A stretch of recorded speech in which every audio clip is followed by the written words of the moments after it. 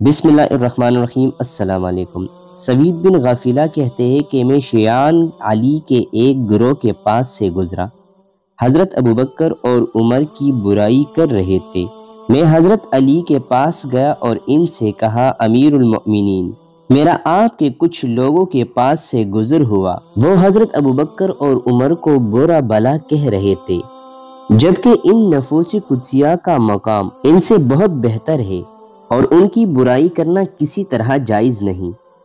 اگر ان لوگوں کو آپ رضی اللہ تعالیٰ عنہ کی خاموش تاکید حاصل نہ ہوتی تو ان کو ہرگز اعلانیہ اسی طرح بات کرنے کی جرت نہ ہوتی۔ حضرت علی رضی اللہ تعالیٰ عنہ نے جواب دیا، ان نفوس قدسیہ کے بارے میں میرے دل میں وہی کچھ ہے جس پر میں خود عمل کرنے کا خواہشمند ہوں۔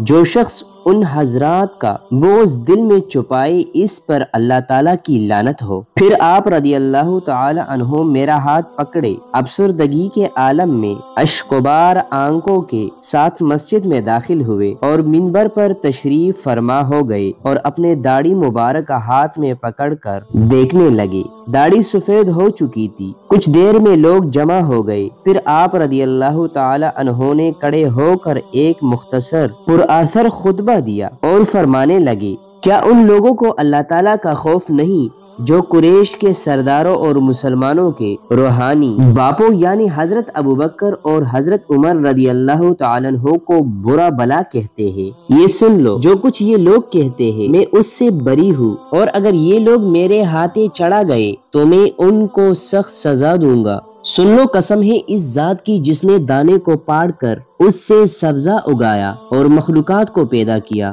ان دونوں حضرات سے صرف ایک سچا مومن ہی محبت کر سکتا ہے، اور ان سے بغض و عداوت صرف وہی شخص رکھے گا جو فاسق اور گمراہ ہے۔ یہ دونوں حضرات زندگی بھر نبی کریم صلی اللہ علیہ وسلم کے ساتھ صدق و وفا کے ساتھ رہے، خیر کے کاموں کا حکم اور ترغیب دیتے رہے اور برائی کے کاموں سے ہر ممکن حد تک رکتے رہے، اور کسی کام میں سنت طریقے سے ذرا بر تجاویز نہ کیا۔ آپ صلی اللہ علیہ وسلم کے نزدیک ان جیسے مرتبے کا اور کوئی نہیں تھا، اور نبی صلی اللہ علیہ وآلہ وسلم کو جتنی محبت ان دونوں حضرات سے تھی اور کسی سے نہیں تھی۔ جب حضور صلی اللہ علیہ وآلہ وسلم کی وفات ہوئی تو آپ صلی اللہ علیہ وآلہ وسلم ان حضرات سے راضی تھے، اور جب انہوں نے اس دار فانی سے کوچ کیا تو امت مسلمہ ان سے راضی اور خوش تھے۔